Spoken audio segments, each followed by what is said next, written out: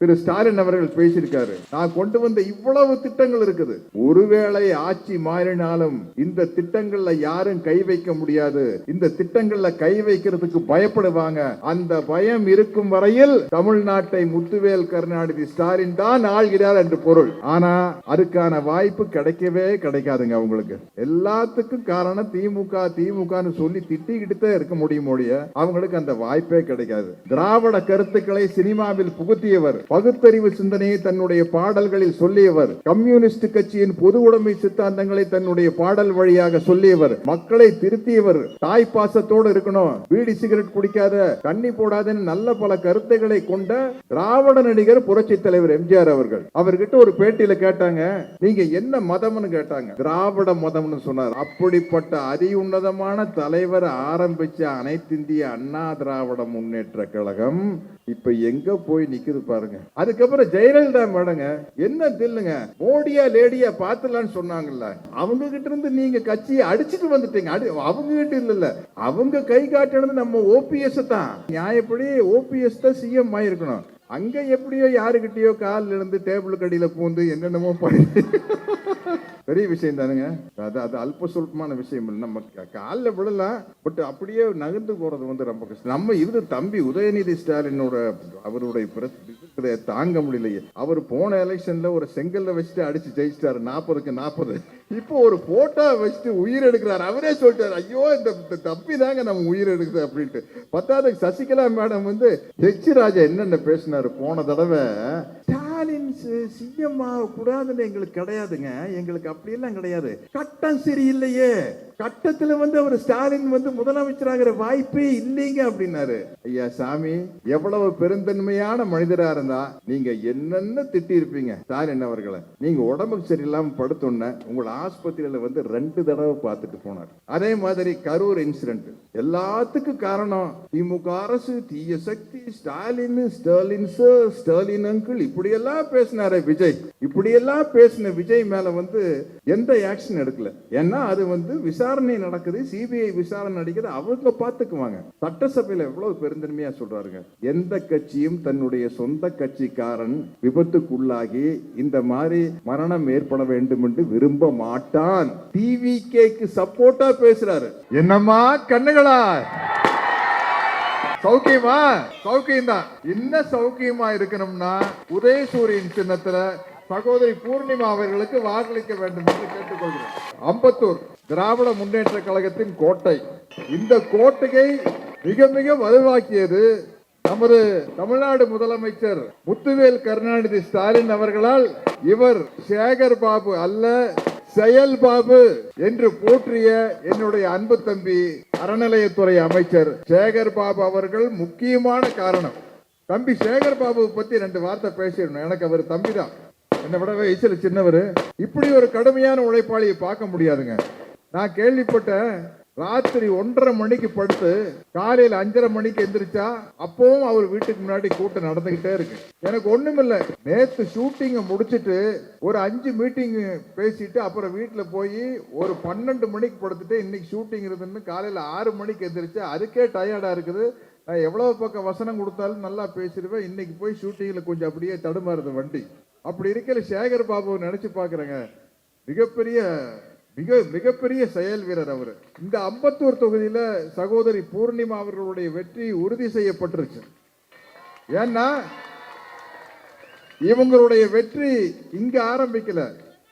நமது திராவிட மாடல் அரசின் முதல்வர் முத்துவேல் கருணாநிதி ஸ்டாலின் அவர்களால் டெல்லியில் ஆரம்பிக்கப்பட்டிருச்சு. முதல் முறையாக நாடாளுமன்றத்தில் பாஜக அரசு கொண்டு வந்த தீர்மானத்தை தோற்கடித்தவர் நமது முத்துவேல் கருணாநிதி ஸ்டாலின் அவர்கள். ஆடி போய் கிடக்கு, டெல்லி ஆடி போயிருக்கு. சொன்னார் பாத்தீங்களா, Tamil Nadu is always out of control from Delhi அப்படின்ட்டு அதை நிரூபிச்சுட்டாருங்க. ஏன்னா அது அவுட் ஆஃப் கண்ட்ரோலா தான் இருக்கணும். நாம் யாருக்கும் அடிபணிய மாட்டோம், தலை குனிய மாட்டோம். அப்படி யாராச்சும் அடிபணிந்து தலை குனிஞ்சிட்டாங்கன்னா அடையாளம் கண்டுபிடிச்சு அந்த அமைதிப்படை அம்மாவாசைகளை ஒதுக்கி விடுங்கள். நான் சொல்றது புரிஞ்சிருக்குன்னு நினைக்கிறேன். ஏன்னா நம்மளுக்கு தன்மானம் முக்கியம், தந்தை பெரியார் அவர்கள் கற்றுத்தந்த சுயமரியாதை முக்கியம், பகுத்தறிவு முக்கியம். ஜாதி ஏற்றத்தாழ்வு இல்லாமல் அனைவரும் சமம் என்ற கோட்பாடு முக்கியம். ஆணுக்கு பெண் அடிமை இல்லை என்ற ஒரு கொள்கை முக்கியம். அந்த கொள்கையை நிலைநாட்டுவதற்காகத்தான் இன்னைக்கு பெண்களுக்கு கல்வி வழங்கணும், பெண்களுக்கு சுயமரியாதை கிடைக்கணும், பெண்களுக்கு விடுதலை கிடைக்கிறதுக்காக பெண்களுக்காக பல பல நல்ல திட்டங்களை நமது தமிழ்நாடு முதலமைச்சர் மு.க. ஸ்டாலின் அவர்கள் கொண்டு வந்து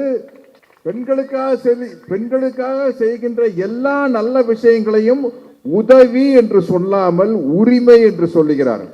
நம்ம ஆம்பளைகள்லாம் காலரை தூக்கி விட்டுக்குவோம். காலையில இருந்து ஆபீஸுக்கு போய் கஷ்டப்பட்டு வீட்டுக்கு வந்து அதுக்கப்புறம் ஆச்சா போச்சான்னு சொல்லுவோம். எல்லா ஆம்பளைகளுக்கு என்னையும் சேர்த்து சொல்றேன், ஒரு நாள் வீட்டிலிருந்து வீட்டு வேலையை செஞ்சு பாருங்க, அப்பதான் தெரியும். பெண்களே சொல்லுங்க, காலையில் உண்மையிலேயே வீட்டில் பள்ளிக்கூடத்துக்கு போற பசங்க இருந்தான்னு வச்சுங்களேன், பெண்டு கழுறங்க. அவன் ஸ்கூலுக்கு போறதுக்கு கடன் பிடிப்பான், அவனுக்கு ரெடி பண்ணி அதுக்கு முன்னாடி சமையல் பண்ணி காஃபி பிச்சு பசங்களை ரெடி பண்ணி ஸ்கூலுக்கு அனுப்பிச்சு அதுக்கப்புறம் வீட்டு வேலைகள் எல்லாம் பார்த்துட்டு இன்னைக்கு இந்த 1967க்கு பிறகு இந்த திராவிட சித்தாந்த அரசுகள் தொடர்ந்து நடைபெற்று வருவதால் பெண்களுடைய வேலை வாய்ப்பும் கல்வி வாய்ப்பும் மிக மிக மிக அதிகமாயிருச்சு. பேரறிஞர் அண்ணா 1967 பேரறிஞர் அண்ணா அவர்கள் முதலமைச்சர் சீட்டில் உட்கார்ந்தாரு, தமிழ்நாடு நிமிர்ந்தது. அதுதான் உண்மை. அதிலிருந்து தொடர்ந்து ஆட்சிகள் மாறினாலும் கூட அண்ணா அவர்கள் சொன்ன மாதிரி நாம் கொண்டு வந்த திட்டங்களை மாற்ற முடியாதவரை இந்த தமிழ்நாட்டை அண்ணாதுரை தான் ஆண்டு கொண்டிருக்கிறார் என்று பொருள் அப்படின்னு சொன்னாரு. அதே மாதிரி இன்னைக்கு நம்ம தலைவர் திரு ஸ்டாலின் அவர்கள் பேசியிருக்காரு. நான் கொண்டு வந்த இவ்வளவு திட்டங்கள் இருக்குது. ஒருவேளை ஆட்சி மாறினாலும் இந்த திட்டங்கள்ல யாரும் கை வைக்க முடியாது. இந்த திட்டங்கள்ல கை வைக்கிறதுக்கு பயப்படுவாங்க. அந்த பயம் இருக்கும் வரையில் தமிழ்நாட்டை முத்துவேல் கருணாநிதி ஸ்டாலின் தான் ஆள்கிறார் என்று பொருள். ஆனா அதுக்கான வாய்ப்பு கிடைக்காதுங்க அவங்களுக்கு. எல்லாத்துக்கும் காரணம் திமுகன்னு சொல்லி திட்டிக்கிட்டு தான் இருக்க முடியும் ஒழிய அவங்களுக்கு அந்த வாய்ப்பே கிடைக்காது. இப்போ என்னை எடுத்துக்க, நான் ஓப்பனா சொல்றேன், நான் புரட்சி தலைவர் எம்ஜிஆருடைய பரம ரசிகன். நான் 1977 இருந்து 87 வரைக்கும் அவர் இருந்த வரைக்கும் இரட்டை இலைக்கு தான் ஓட்டு போட்டிருக்கேன். ஆனா 87 இருந்து இன்னைக்கு வரைக்கும் ஒன் அண்ட் ஒன்லி உதயசூரியனுக்கு தான் ஓட்டு போட்டுக்கிட்டு இருக்கேன். அவருக்கு ஓட்டு போட்டதுக்கு மிக முக்கியமான காரணம் சினிமா கவர்ச்சி அல்ல. அவர் பேரறிஞர் அண்ணாவின் தொண்டராக இருந்தவர். திராவிட கருத்துக்களை சினிமாவில் புகுத்தியவர். பகுத்தறிவு சிந்தனையை தன்னுடைய பாடல்களில் சொல்லியவர். கம்யூனிஸ்ட் கட்சியின் பொது உடைமை சித்தாந்தங்களை தன்னுடைய பாடல் வழியாக சொல்லியவர். மக்களை திருத்தியவர். தாய் பாசத்தோடு இருக்கணும், பீடி சிகரெட் குடிக்காத, தண்ணி போடாதன்னு நல்ல பல கருத்துக்களை கொண்ட திராவிட நடிகர் புரட்சி தலைவர் எம்ஜிஆர் அவர்கள். அவர்கிட்ட ஒரு பேட்டியில கேட்டாங்க, நீங்க என்ன மதம்னு கேட்டாங்க. என்ன சொன்னார் தெரியுங்களா? திராவிட மதம்னு சொன்னார். அந்த அளவுக்கு அப்படிப்பட்ட அதி உன்னதமான தலைவர் ஆரம்பிச்ச அனைத்து இந்திய அண்ணா திராவிட முன்னேற்ற கழகம் இப்ப எங்க போய் நிக்குது பாருங்க. எடப்பாடியார்கிட்ட சிக்கி, ஐயோ கொஞ்சமாவது அவருக்கு மனசாட்சி இருக்கக்கூடாதா? ஏங்க கெத்தா நின்ன ஒரு தலைவன். அதுக்கப்புறம் ஜெயலலிதா மேடங்க என்ன தில்லுங்க, மோடியா லேடியா பாத்துலான்னு சொன்னாங்கல்ல, அவங்க கிட்ட இருந்து நீங்க கட்சியை அடிச்சுட்டு வந்துட்டீங்க. அவங்க கிட்ட இல்ல, அவங்க கை காட்டினது நம்ம ஓபிஎஸ் தான் அவங்க கை காட்டினாங்க. நியாயப்படி ஓபிஎஸ் தான் சிஎம் ஆயிருக்கணும். அங்க எப்படியோ யாருக்கிட்டயோ காலில் இருந்து டேபிள் கடியில பூந்து என்னென்னமோ பண்ணி பெரிய விஷயம் தானுங்க. அது அல்ப சொல்பமான விஷயம் இல்லை. நம்ம காலில் விடலாம், பட் அப்படியே நகர்ந்து போறது ரொம்ப கஷ்டம். நம்ம இது தம்பி உதயநிதி ஸ்டாலினோட அவருடைய தாங்க முடியலையே. அவர் போன எலெக்ஷன்ல ஒரு செங்கல்ல வச்சுட்டு அடிச்சு ஜெயிச்சிட்டாரு 40க்கு 40. இப்போ ஒரு போட்டோ வச்சுட்டு உயிர் எடுக்கிறாரு. அவரே சொல்லிட்டாரு, ஐயோ இந்த தப்பி தாங்க நம்ம உயிர் எடுக்குது அப்படின்ட்டு. பத்தாவது சசிகலா மேடம் என்ன தப்பு தம்பி நடந்தது தானே காட்டுறாருன்னு வேற சொல்லி அவங்க வேற சப்போர்ட்டுக்கு வந்துட்டாங்க. எனக்கு இந்த கூட்டணியை பார்க்கலையே ரொம்ப ஒரு கெத்தா இருக்குது. ஒரு பக்கம் எனக்கு விடுதலை சிறுத்தைகள் கட்சி மேல பெரிய மரியாதை இருக்கு. எழுச்சி தமிழர் தொல் திருமாவளவன் அவர் அவர் அந்த நாடாளுமன்றத்தில் கால் வச்சால அப்படியே நடுங்கும். அந்த மாதிரி ஒரு எம்பிங்க அந்த விடுதலை சிறுத்தைகள் கட்சி. நம்ம வைகோ அவர்கள் ஆரம்பிச்ச மறுமலர்ச்சி திராவிட முன்னேற்ற கழகம் இன்னைக்கு இந்த வயசுல வந்து நீதி கேட்டு நெடும்பயணம் போய் மதுரையில் அவர் வந்தப்ப நான் போய் முடிச்சு வச்சேன். கம்யூனிஸ்ட் கட்சி தோழர்கள் ஏழை எளிய மக்களுக்காக வெற்றி வருதோ தோல்வி வருதோ எதை பத்தி கவலைப்படாம தொடர்ந்து பயணிக்கும் ஒரு சித்தாந்தமான கட்சி கம்யூனிஸ்ட் கட்சி. அந்த கட்சியின் தோழர்கள் இஸ்லாமிய நண்பர்களை மாதிரி அன்பானவர்கள் நம்ம பார்க்கவே முடியாதுங்க. உண்மை சொல்றேன். தமிழ்நாட்டை பொறுத்தவரை நாமெல்லாம் இந்துக்களும் கிறிஸ்தவர்களும் இஸ்லாமியர்களும் நம்மெல்லாம் மாமன் மச்சானா அண்ணன் தம்பியா சகோதர சகோதரிகளை பழகிட்டு இருக்கிறோங்க. இங்க வந்து நாங்க இந்த திருப்பரங்குன்றத்தை அயோத்தியாக மாற்றுவோம். எதுக்காக மாத்தணும்? அப்படி பார்த்தா அப்ப நீங்க தமிழ்நாட்டை பீகாராக மாற்றி விடுவோம், தமிழ்நாட்டை ஒரிசாக மாற்றி விடுவோம், திருப்பூரை மணிப்பூராக மாற்றி கடைசியில் என்னாங்க, இங்க ஒருத்தர் சட்டையை பிடிச்சிட்டு சண்டை போட்டிருப்போம். உன் மதம் பெருசா, என் மதம் பெருசா, உன் சாமி பெருசா, என் சாமி பெருசான்னு. ஆளாளுக்கு ஒரு மதம் இருக்குது, ஆளாளுக்கு ஒரு கடவுள் நம்பிக்கை இருக்குது. அந்த கடவுள் நம்பிக்கையில பயணிச்சுட்டு போயிட்டே இருக்க வேண்டியதானே.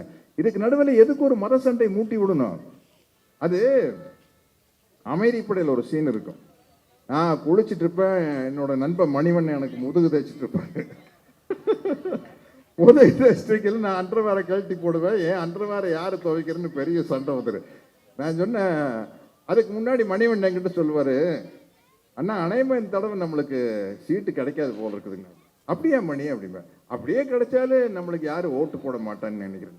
ஏன் மணி, நான் தான் ஒண்ணுமே பண்ணலையே அப்படின்னு. அதான் நீங்க ஏதாவது பண்ணணும் இல்லைங்க, பண்ணா தானே ஓட்டு போடுவாங்க அப்படின்பாரு. எல்லாம் பேசிட்டு இருக்கல, நான் அண்டர்வேரை கழட்டி போடுவேன். அந்த அண்டர்வேரை யாரு துவைக்கிறதுன்னு சொல்லி பெரிய சட்டம் வந்துரு. சட்டம் வந்தோடனே, அப்பா இருங்கப்பா எதுக்குப்பா சண்டை போடுறீங்க அப்படின்னு சொல்லிட்டு மணிவண்ணன் கிட்ட கேட்பேன், மணியா இப்ப என்னமோ ஒன்று சொல்லிட்டு இருந்தது, என்னது? அண்ணா அது சண்டை போட்டதுல மறந்துட்டோம்னா. ஓ அப்ப சண்டை போட்டா பழச மறந்துடுவோமா?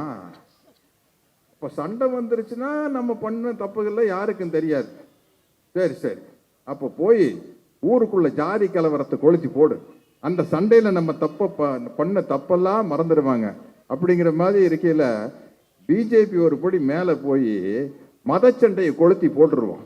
எல்லாத்தையும் மறந்துடுவாங்க. நம்ம கொடுத்த வாக்குறுதி நிறைவேற்றலைங்கிறத மறந்துடுவாங்க. உன் மதம் பெருசா, என் மதம் பெருசா, உன் சாமி பெருசா, என் சாமி பெருசான்னு சண்டை போடுவாங்க. இதில் நம்ம நல்லா குளிர் காய்ச்சிக்கலாம்.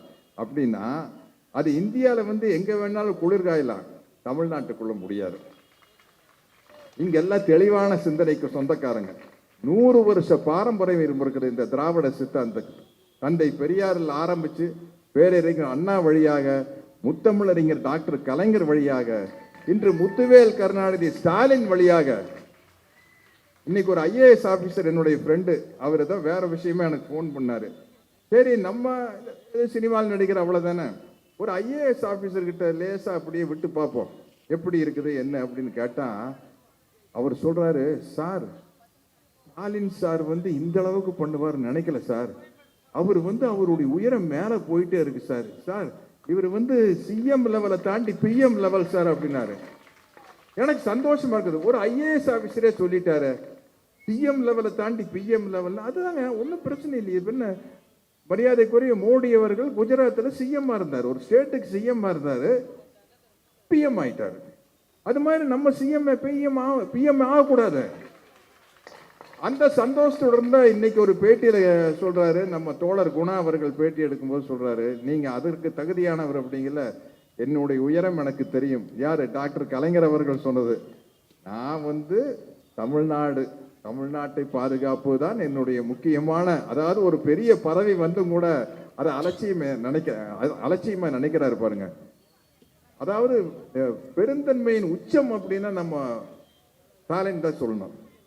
என்ன பேசியிருப்பாரு நம்ம, இவர் பேரு என்ன, H. ராஜா என்னென்ன பேசினாரு போன தடவை. ஸ்டாலின் CM கூடாதுன்னு எங்களுக்கு கிடையாதுங்க, எங்களுக்கு அப்படியெல்லாம் கிடையாது, கட்டம் சரியில்லையே, கட்டத்துல வந்து அவர் ஸ்டாலின் வந்து முதலமைச்சராகிற வாய்ப்பே இல்லைங்க அப்படின்னாரு. ஐயா சாமி, கட்டம் சரியில்லை, ஆனா எங்க தலைவர் ஸ்டாலினுடைய திட்டம் சரியா இருக்குது, அவர் கொண்டு வர சட்டம் சரியா இருக்குது. எவ்வளவு பெருந்தன்மையான மனிதரா இருந்தா நீங்க என்னென்ன திட்டி இருப்பீங்க ஸ்டாலின் அவர்களை. நீங்க உடம்புக்கு சரியில்லாம படுத்தோன்ன உங்களை ஆஸ்பத்திரியில வந்து 2 தடவை பார்த்துட்டு போனார். அதே மாதிரி கரூர் இன்சிடென்ட் எல்லாத்துக்கும் காரணம் திமுக அரசு, தீய சக்தி, ஸ்டாலின், ஸ்டாலின் சார், ஸ்டாலின் அங்கிள், இப்படியெல்லாம் பேசினாரே விஜய். இப்படியெல்லாம் பேசின விஜய் மேல வந்து எந்த ஆக்ஷன் எடுக்கல. ஏன்னா அது வந்து விசாரணை நடக்குது, சிபிஐ விசாரணை நடக்குது, அவங்க பார்த்துக்குவாங்க. சட்டசபையில் எவ்வளவு பெருந்தன்மையா சொல்றாருங்க. எந்த கட்சியும் தன்னுடைய சொந்த கட்சிக்காரன் விபத்துக்குள்ளாகி இந்த மாதிரி மரணம் ஏற்பட வேண்டும் என்று விரும்ப மாட்டான். டிவிகேக்கு சப்போர்ட்டா பேசுறாரு. யாரும் அப்படி விரும்ப மாட்டார்கள். அதனால இது எதிர்பாராமல் நடந்த தப்பு. இதனுடைய தப்பை யாரு மேலையும் பழிய போடாம சட்டம் பார்த்துக்கிட்டும், விசாரணை நடக்கட்டும் சொல்லலாம். அதனால இதை பத்தி மாத்தி மாத்தி ஒருத்தர் மேல ஒருத்தர் பழி போட்டுக்க வேண்டாம்னு அவ்வளவு பெருந்தன்மையா சொன்னாரு. எங்களுக்கெல்லாம் ஒரு கொள்கை தலைவர் இருக்காரு. நீங்க சொன்னீங்கல்ல தம்பி விஜய், எங்களுடைய கொள்கை தலைவர் தந்தை பெரியார், அண்ணல் அம்பேத்கர் அப்படின்ட்டு. ஆனா அந்த கொள்கைகளை வந்து உங்க ரசிகர்களுக்கு சொல்லி கொடுக்க வேண்டாமா? எங்களுக்கு அந்த காலத்துல புரட்சி தலைவர் எம்ஜிஆர் வந்து எங்களுடைய கொள்கை தலைவர் அண்ணானாரு, பெரியாருன்னு சொன்னாரு. அது அவருடைய படத்துல அவருடைய பாடல்கள் மூலமே எங்களுக்கெல்லாம் சொல்லி கொடுத்தாரு. திரையரங்குகளை திண்ணை பள்ளிக்கூடமாக மாற்றியவர் எம்ஜிஆர். நீங்க வந்து யாரு சினிமால இருந்து வந்தாலும் எம்ஜிஆர்னா அது எப்படிங்க? அவர் 1953 திமுக சேர்ந்தார். திமுக சேர்ந்து 19 வருஷம் திமுக அவர் பயணிச்சார். 19 வருஷம் அவர் ஓட்டு கேட்க போகாத இடமே இல்லை. நான் கோயம்புத்தூர்ல படிக்கிற காலத்துல எவ்வளவோ தடவை பார்த்திருக்கேன். அதாவது ரசிகர்கள் வந்து நம்ம உங்களுக்கு பின்னாடி பைக்கில் வர்றான், தலை தெறிக்க வர்றான், அடிபட்டு டமால் டுமால் டமால் அடிபட்டு உள்ள உழுகிறா, கையுடைச்சதா கால் உடைச்சதான்னு தெரியாது. நீங்க அப்படியே இப்படி லைட் போட்டு கேரமான்ல உட்காந்துட்டு அப்படியே சிரிச்சுட்டு போயிட்டு இருக்கிறீங்களா? அந்த சத்தம் கேட்காதா உங்களுக்கு? உங்க வண்டியில ஒரு பைக் அடிச்சு மோதுச்சுன்னா அந்த சத்தம் கேட்காதா? அப்படியே உட்கார்ந்துட்டு போயிட்டு இருக்கீங்களா? இது நியாயமா அப்படின்னு உங்ககிட்ட நான் கேட்டுக்கிறேன். தர்மமா அப்படின்னு உங்ககிட்ட கேட்கிறேன். உங்க மேல அன்பு வச்சுத்தானே வர்றாங்க. இந்த அன்பு எப்படி உருவாகுது? அதாவது அன்பு ஒரு மனிதர் மேல, ஒரு பிரபலத்தில் மேல எப்படி உருவாங்கன்னா, சில பேருக்கு அவங்க செய்யற காரியத்தினால உருவாகும். மகாத்மா காந்திக்கு மேல ஒரு அன்பு எப்படி உருவாச்சு? அவர் இந்திய சுதந்திரத்துக்காக போராடினாரு, இந்தியாவுக்கு சுதந்திரம் வாங்கி கொடுத்தாரு. எங்களுக்கெல்லாம் தந்தை பெரியார் மேல அன்பு எப்படி உருவாச்சு? அவர் பகுத்தறிவு சிந்தனையை வளர்த்தாரு. ஜாதிய ஏற்றத்தாழ்வு ஒழியணும், ஒடுக்கப்பட்ட பிற்படுத்தப்பட்ட தாழ்த்தப்பட்ட மக்களுக்கு கல்வி கிடைக்கணும், வேலை கிடைக்கணும்னு போராடினாரு. பெண் விடுதலைக்காக போராடினாரு.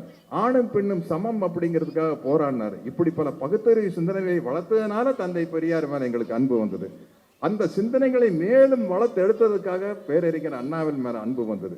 அந்த கொள்கைகளை தொடர்ந்து கடைபிடித்ததால முத்தமிழறிஞர் டாக்டர் கலைஞர் மேல அன்பு வந்தது. அதனுடைய நீட்சியாக இன்று முத்துவேல் கருணாநிதி ஸ்டாலின் அவர்கள் அப்படி தில்லா, அப்படி கெத்தா, அப்படி ஒரு இரும்பு மனிதனா இருக்க வேண்டிய இடத்துல இரும்பு மனிதனா இருக்காரு, கருணை காட்ட வேண்டிய இடத்துல கருணை காட்டுறாரு. அதனால எங்களுக்கு ஸ்டாலின் அவர்களை பிடிச்சிரு. இப்ப உங்களை ஏன் பிடிச்சுன்னு நீங்க யோசிச்சு பாருங்க. உங்களைன்னு சொல்லக்கூடாது, நம்மளை ஒரு சினிமா நடிகர் ரேஞ்ச் விடுங்க.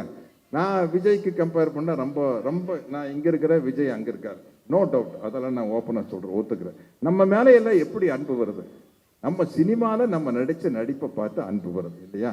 நம்மளை சினிமா வந்து நீங்க அழகா இருக்கிறீங்க, சூப்பரா டான்ஸ் ஆடுறீங்க, சூப்பரா ஃபைட் பண்றீங்க, நல்லா நடிக்கிறீங்க, இதனால உங்க மேல அன்பு வருது. இதுக்கு எத்தனை பேர் வேலை செய்யறாங்க உங்களுக்கு தெரியுமா? எத்தனை பேர் வேலை செய்யறாங்க தெரியுமா?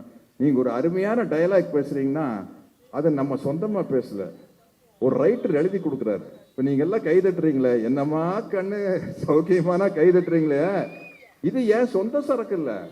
மிஸ்டர் பாரதனுடைய கதை வசனகர்த்தா விசு எழுதி கொடுத்தாரு. அதே மாதிரி பாருங்க, என் கேரக்டரையே புரிஞ்சுக்க மாட்டேங்கிறீங்களா?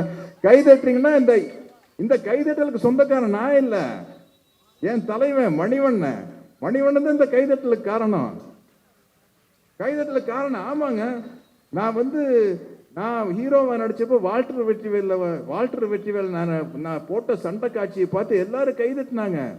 யாரு? நானா சண்டை? அன்னைக்கு ஸ்டண்ட் மாஸ்டர் அந்த படத்துக்கு விக்ரம் தர்மா, ஸ்டண்ட் மாஸ்டர் சூப்பராயன். எங்களுக்கு கம்போஸ் பண்ணி அடிச்சீங்க தடுத்தீங்க, திரும்பினீங்க, காலில் ஒரு கிக் பண்ணீங்க, சேலை ஏறி செவுத்துல ஏறி உரைச்சிங்கன்னு ஸ்டண்ட்டை கம்போஸ் பண்ணது ஸ்டண்ட் மாஸ்டர். ஸ்டண்ட் மாஸ்டர் எங்ககிட்ட வந்து கேட்பாங்க. ஃபர்ஸ்ட் வந்து ஃபைட்டர் எங்களுக்கு டூப் போடுறவர் ஒருத்தர் செஞ்சு காட்டுவார். செஞ்சு காட்டோன்னா ஸ்டண்ட் மாஸ்டர் எங்ககிட்ட கேட்பாரு, இதை பாருங்க, இதுல என்னென்ன உங்களால செய்ய முடியும், எது எது செய்ய முடியாது, செய்ய முடியாத இடத்துல உங்களுக்கு டூப் போட்டுக்கும் அப்படின்னு சொல்லி நமக்காக டூப் போட்டு நாமளே எகிரி குதிச்ச மாதிரி.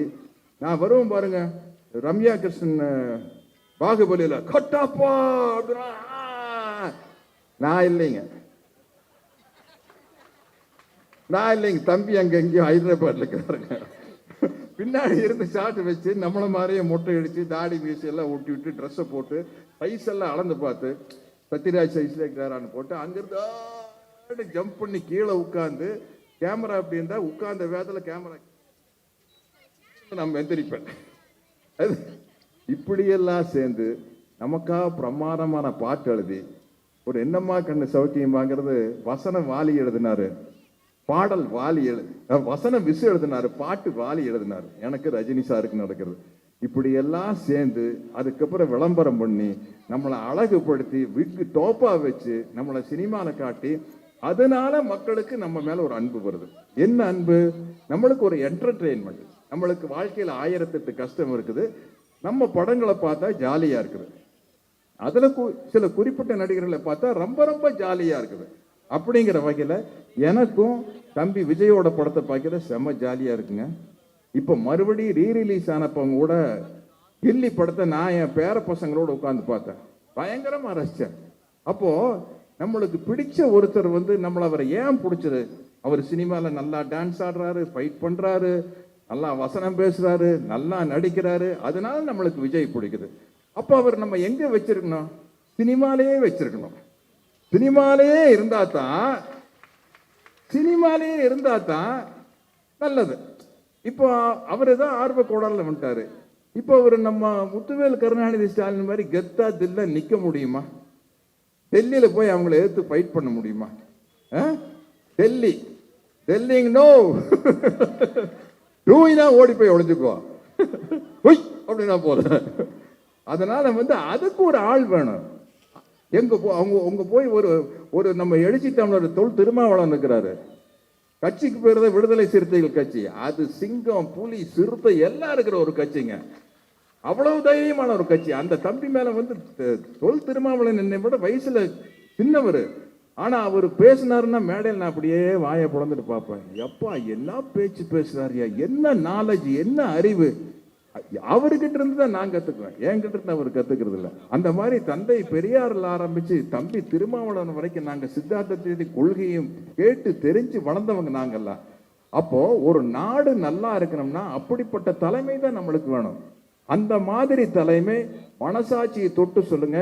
இன்று இருக்கிற தலைவர்களில் நம்ம முத்துவேல் கருணாநிதி ஸ்டாலின் அவர்கள் மாதிரி வரவே வராதுங்க.